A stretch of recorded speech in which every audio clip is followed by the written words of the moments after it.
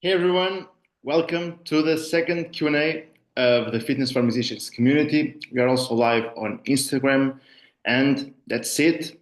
Let's see who shows up to get their questions answered. Hey Andre, welcome.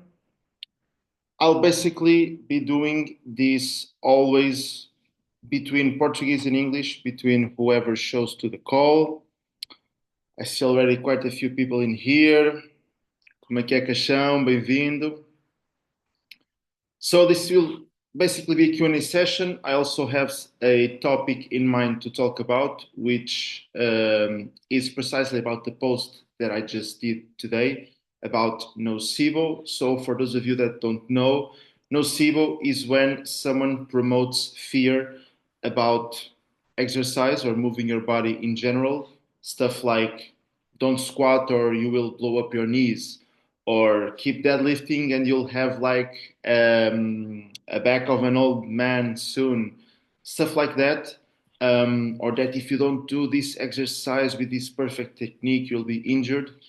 And that's nocebo basically. It's promoting fear of moving your body or doing fitness in general. And why is that so widespread in social media today? Because that's the easiest way to grab people's attention. It's as simple as that.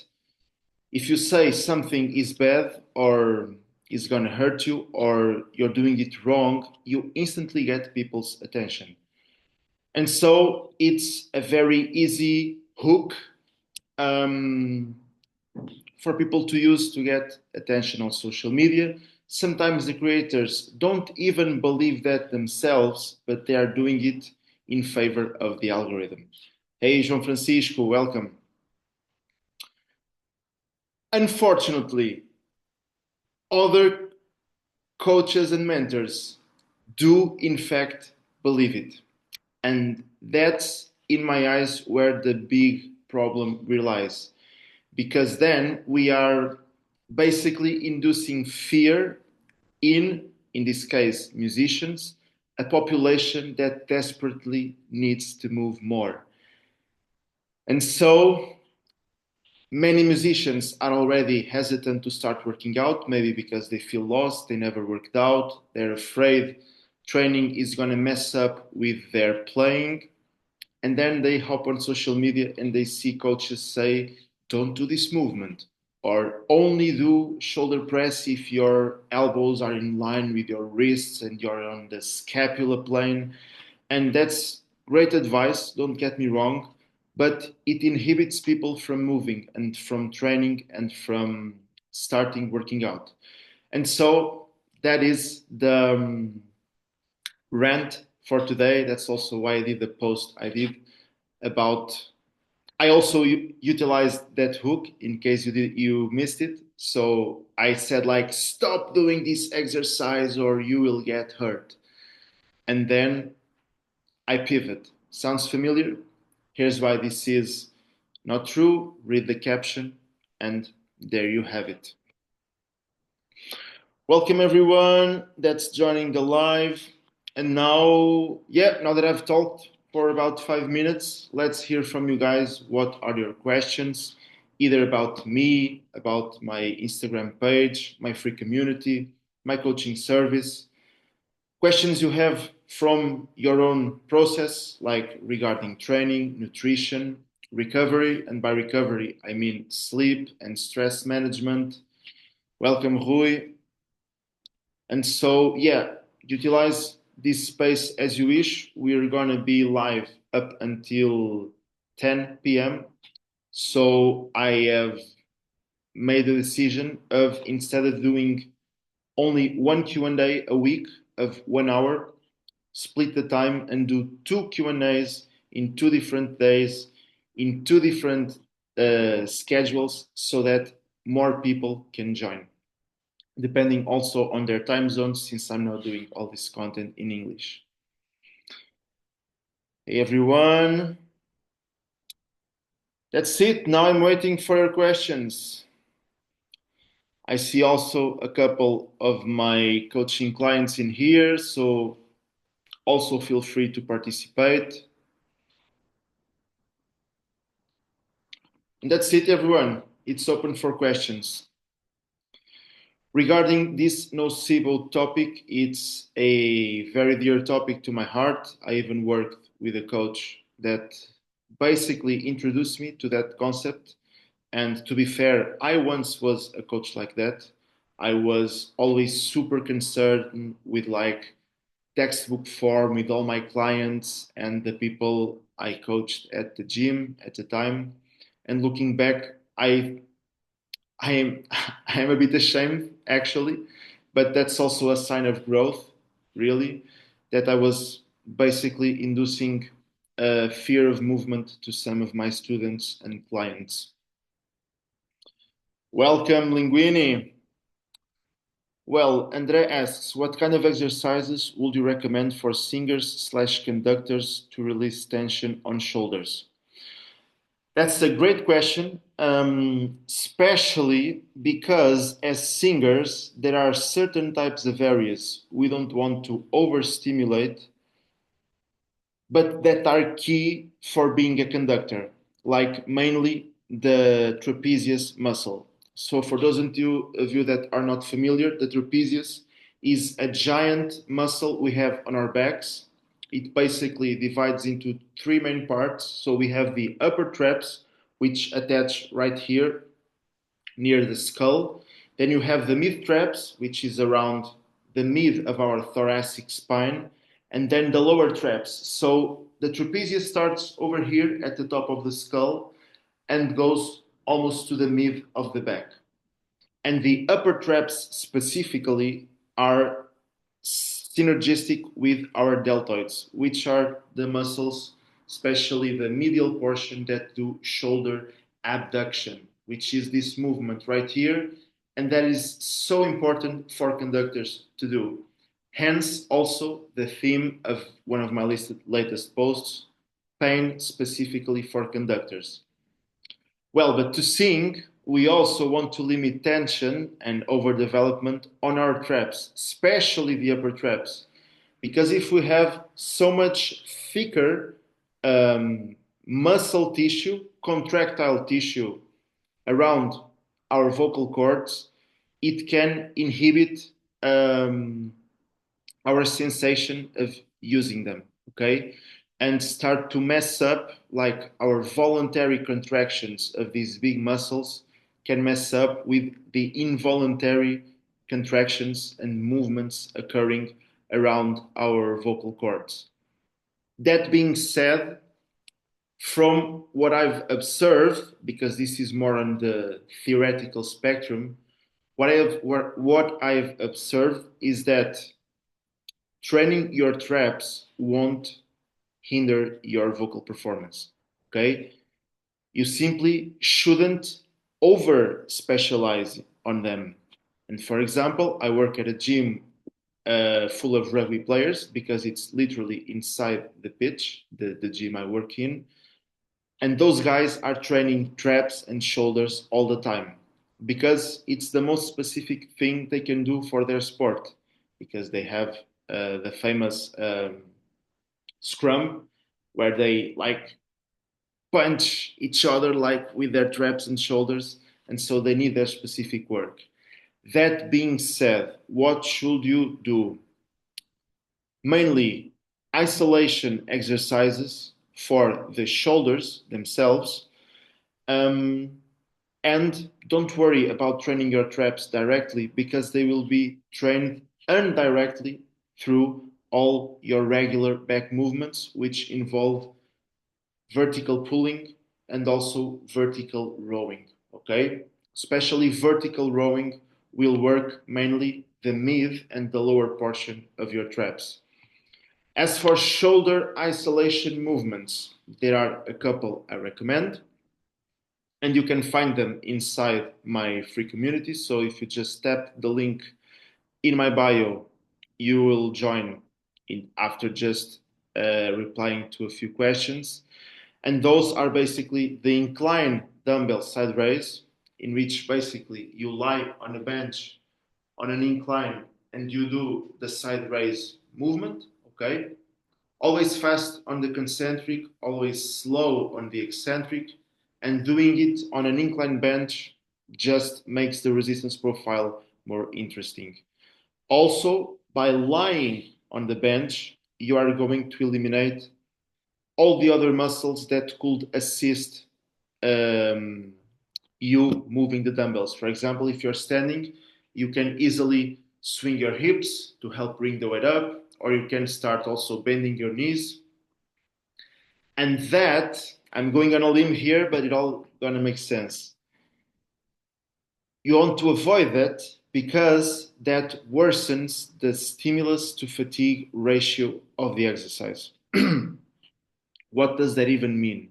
That means that to achieve the desired outcome, you have to either use more weight or do more repetitions with the same weight, which will gonna give you more fatigue for the same stimulus. Okay, that's why the ratio is worse because you had the same stimulus but more fatigue.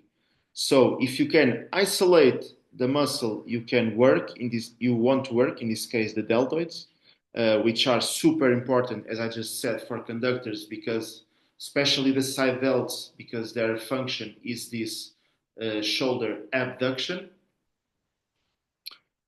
You want to do, for example, the incline dumbbell side raise. Another cool variation would be to do the same, but instead of being on this position, you are actually tilted forward, also with your chest supported on a bench, and then you can be standing, but you have a chest support, and you do the same exercise, but this time we're going to do a Y raise. So instead of our arms being out to the sides, we're going to move them a bit to the front. Not a true shoulder raise or front raise, but kind of in the middle, like 45 degrees, okay, with your chest supported. And those are the two shoulder exercises I would recommend to target the deltoids in the most isolated way possible. Because don't forget, they also work when you do any of the pushing movements, um, like vertical pulling or horizontal pushing. Okay, especially your front delts, the anterior part of your deltoids. The delts have mainly three heads, one anterior, one medial, and one on the rear. The one on the rear will work with your vertical pulls and horizontal pulls as well. So that's why shoulder abduction is so important, especially for conductors, because it's a movement pattern in it of itself that you usually don't work otherwise. So I hope I answered your question, Andrea. Now we go to Fontura training. Hey bro, amazing content.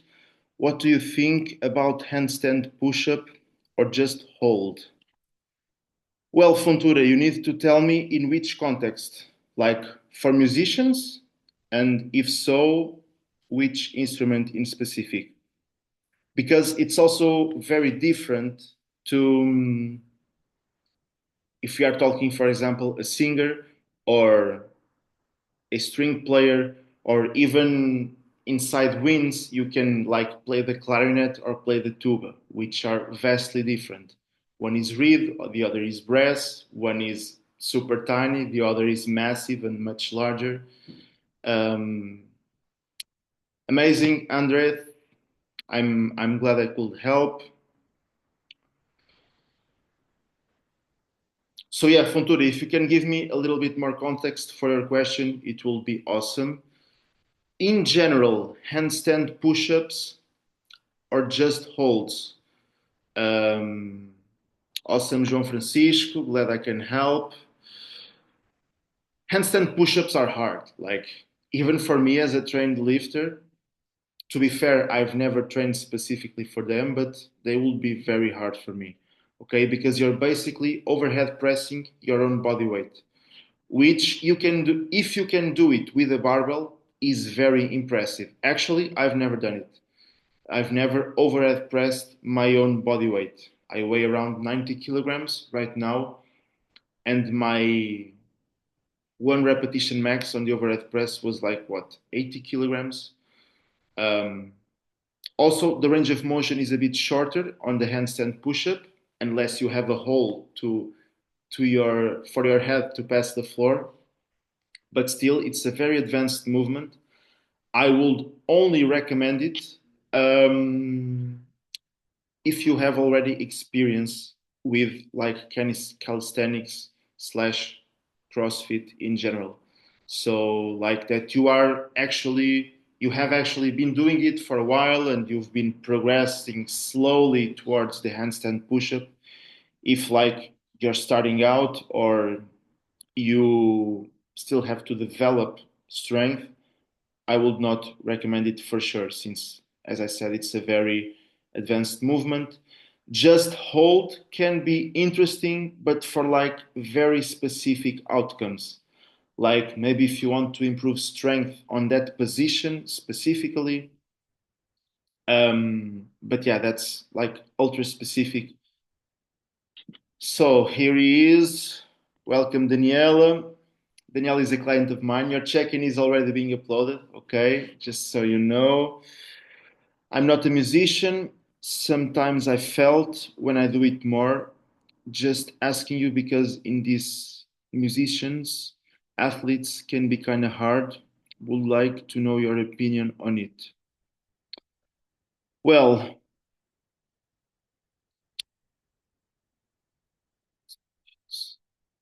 you mean that musicians being athletes can be kind of hard? I see like two ways of looking at it. First of all, I always advocate that musicians are athletes of their own instrument. Okay, so just by being a professional musician or even an amateur, if you will, if you practice a lot and you spend a lot of hours with your instrument, you're an athlete of your own instrument, meaning you're not a conventional athlete. You're someone that needs to develop neural and physical skills specific to the task, but instead of being sprinting, it's like playing the piano, for example. Yeah, like to do exercises with a lot of pressure in the traps. That's what I was saying. Like it's a very advanced movement, and maybe or 90% of the time you won't need it unless you really enjoy do handstand push-ups and you've progressed towards them uh, in a gradual and intelligent way, then they're absolutely fine. Yes, but if you're a professional musician and you have like to study 4, 6, 8 hours per day, or if you're still a student, it's going to be hard to find the time in your life to also progress to like handstand push-ups or to squat 300 kilograms. That's also why I, for example, quit powerlifting because I was not finding the time and therefore the joy to the process. And that's basically it. So, and as I was saying, musicians are athletes of their own instrument. And then for them to be fit, they don't need to be athletes. Like that's also one of my guidelines, if you will, is that musicians don't have to turn into gym rats to be consistent with training and see huge benefits in their craft. They just have to do the bare minimum, which I advocate is 2 full body sessions per week of about half an hour of duration. So we are talking 1 hour per week of exercise. Uh, I've made the math on that, and that's 0.26% of your time. Um, Putting on this perspective, it really makes you think. Or, my pleasure, Fontura. Or you can also use the mini workout strategy. which led me to create the 21-day mini workout challenge, which is inside my free community. Link in my bio to check it out, which involves, instead of 2 times per week, half an hour, you train only, you train every day, but only for 8 minutes. And you do 2 sets of 4 exercises, alternating between 1 2 1 2 3 4 3 4, 1 minute for each set, and you have an 8 minute workout. And I've even took the work to build different workouts according if you are a singer or a wind player or a string player or an other instrumentalist like piano, guitar, percussion, etc. And I even have now two special workouts, one for saxophone and bassoon players, because like the mechanics of the instrument are very similar. And then also a conductor's special, which I uploaded just today. And so if you want to check it out, like I said, it's just follow the link in my bio. And so that's how I would put it. Like, musicians absolutely don't need to turn into gym rats or professional or even amateur athletes to benefit from the benefits that regular exercise can bring. Yes, I see also some power lifters here, which is amazing. And that's it. We still have 7 minutes, so we can uh, we can go with some questions, with some more questions. We already talked about the nocebo thing.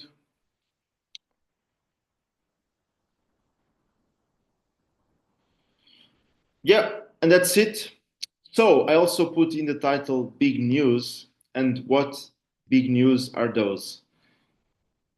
Yesterday I uploaded a story saying that I spent all the afternoon recording content, actually with a very good friend of mine that is also attending the live Q&A. And that content is the follow along videos for the 8 minute workouts I was just talking about. So we recorded for singers and wind players, and each category of musicians. So for singers, for example, there are actually two strength workouts so that you basically don't get bored of doing the same workout every day, and also enables some more exercise variety. So if you join my free community through the link in my bio and you go to the classroom and click on the 21-day mini workout challenge, you'll find two workouts for each instrument category. And now you also will have a follow along video for you to do the exercise while I count the seconds so you don't get lost. And I give valuable exercise tips and guidelines so that you can do the exercises in the way that's intended.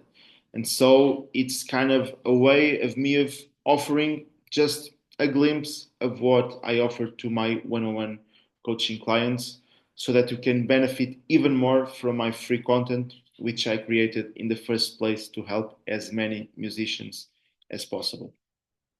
And so that's it. Link in my bio. I'm looking forward to also upload more, basically the rest of the videos still this week. So now we are missing the string players workouts and the others. So like pianists, guitar players, etc., which I decided to combine into one category because they have a lot of stuff in common. So basically, they are all played in a neutral position with your hands in front of your body. Most of them you'll be playing seated, like piano, guitar. Guitar depends if you are classical or like non-classical, but still, if you are practicing, you're going to practice seated. Um, Even harp and like organ, all the keyboards, keyboard instruments. And so I decided to group them in a category to make it also more digestible. And like there is also no magic exercise, like strength exercise, I mean, for piano players or like for string players. Maybe for some of the more awkward handling instruments, like maybe the violin or the viola or the flute, for example, just to name a few, or the conductors,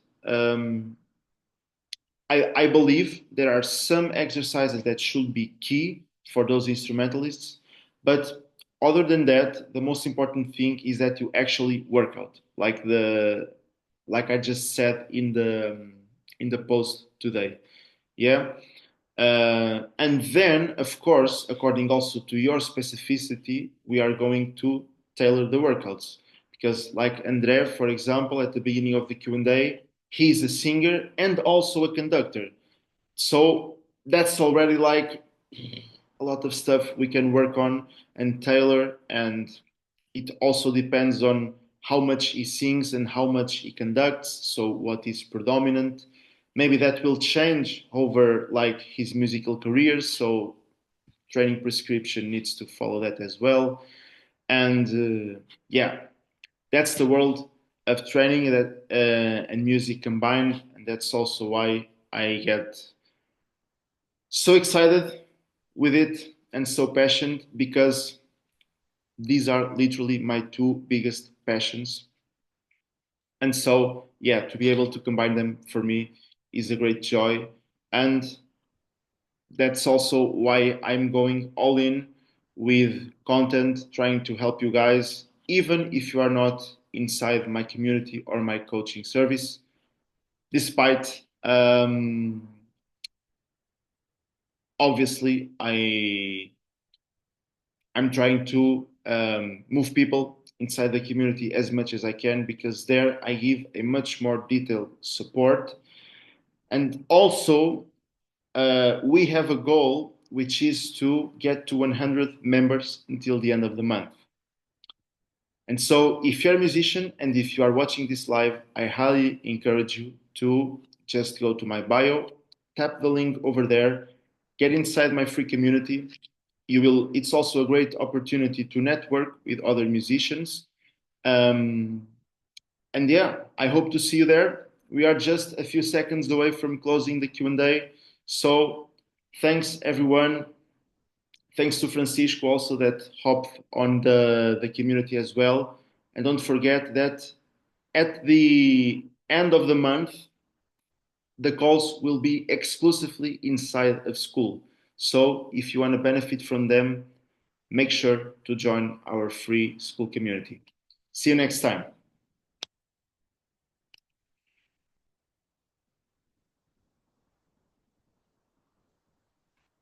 Então,